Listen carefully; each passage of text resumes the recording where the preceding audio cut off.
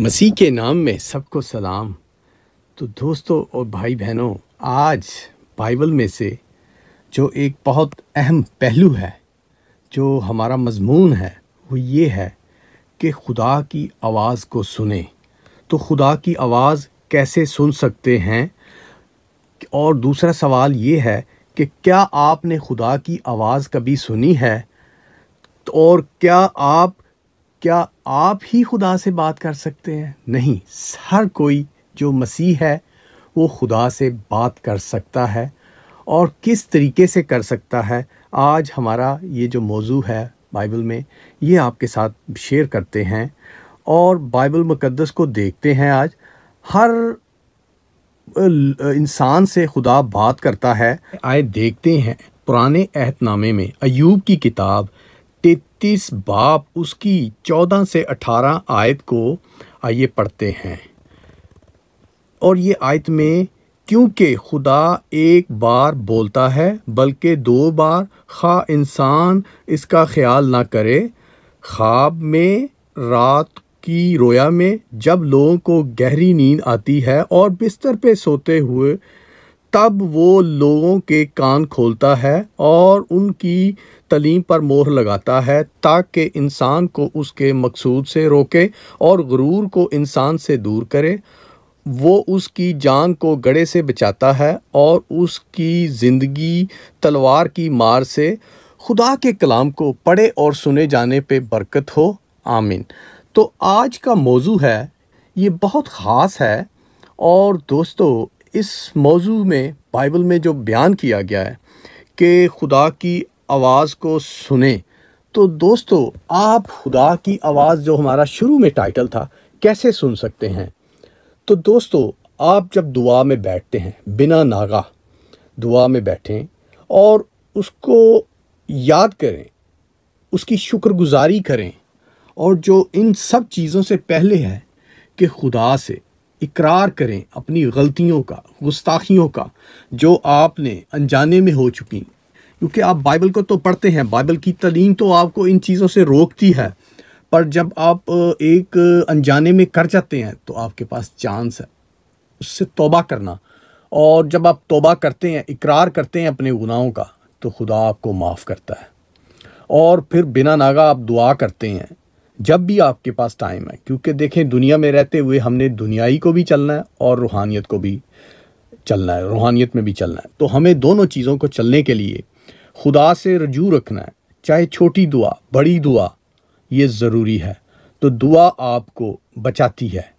तो जब इसमें शुरू में हमारा जो टाइटल था कि कैसे खुदा की आवाज़ सुन सकते हैं, तो जैसे हमने ये अभी पढ़ा है, अय्यूब की किताब 33 बाब उसकी 14 से 18 जो भी हमने पढ़ा है, कि जब आप नींद में होते हैं, नींद में खुदा आपसे बात करता है। और जब आप कोई बाइबल को पढ़ते हैं तो उसमें भी खुदा आपसे बात करता है। या किसी खादम से, रहनुमा से, किसी पास्टर से बात करते हैं तो उसमें से भी जो तालीम निकल रही होती है, उसमें भी खुदा आपसे बात करता है। तो दोस्तों, ये जो चीज़ें हैं, ये सुनने के लिए आपको अपने कानों को बड़ा खुला रखना है। अपना फोकस उस चीज़ की तरफ रखना है, अपने फोकस को कन्वर्ट नहीं होने देना। जैसे आप दुआ में बैठे हैं, किसी पास्टर खादम के पास बैठे हैं, या कोई भी उसका कोई तालीम, बाइबल की तालीम कहीं ऑनलाइन में या वैसे फेस टू फेस सुन रहे हैं, अपने जो दिमाग का फोकस है उसकी तरफ रखें, खुदा की तरफ रखें। ये ना सोचें कि आज मैंने इतने पैसे कमा लिए हैं, इतने दे दिए हैं, उसने मेरे से ये मांगा।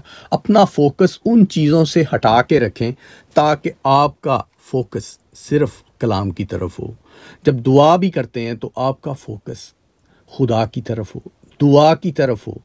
और जो दुआ में जो सबसे ज़रूरी चीज़ है कि उसमें सिर्फ खुद ही ना बयान करते जाएं, हमें ये चाहिए, हमें ये, बल्कि खुदा की मर्ज़ी पूरी हो।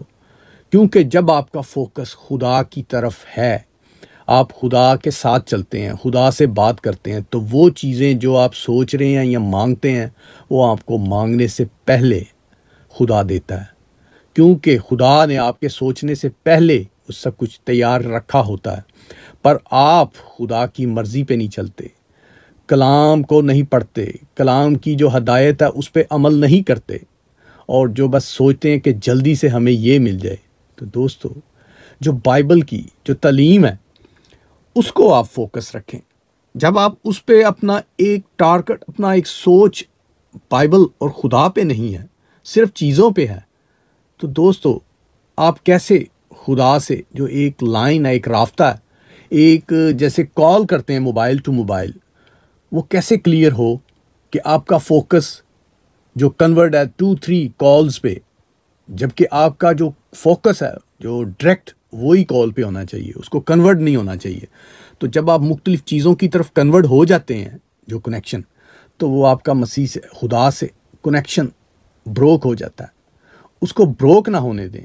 उससे जौन सा है हर दफ़ा महफूज रखें कि जो दिमाग की सोचें हैं, दुनियाई सोचें हैं, ये तो कभी ख़त्म नहीं होंगी, इनका आना भी ज़रूरी है, पर आपने इन पे कंट्रोल करना है।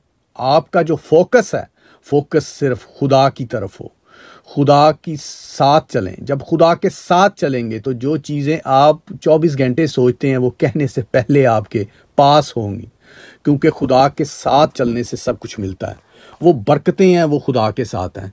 तो दोस्तों, आप वो बरकतों की तरफ फोकस जो है खुदा के साथ रखने से मिलती हैं, क्योंकि जो आपका फोकस खुदा है, तो खुदा के साथ चलेंगे तो आपको बरकतों से माला माल किया जाएगा। तो अगर आप सिर्फ ख्वाहिशें जो एक माल की, वो चीज़ों की रखते हैं, खुदा की तरफ नहीं है, उनकी तरफ है, तो आप जो रास्ता है, जो एक कम्युनिकेशन है, उसको ब्रोक करते हैं। आप उसको ब्रोक ना करें, आप उसके साथ चलें और उसको रास्ते को डायरेक्ट रखें। जो खुदा से रास्ता रखेंगे तो सब चीज़ें आपको बरकत में स्टेप बाय स्टेप मिलती जाएंगी। अपना फोकस खुदा की तरफ रखें। जो खुदा की तरफ रखेंगे, दुआ की तरफ रखेंगे, तो आप कामयाब होंगे।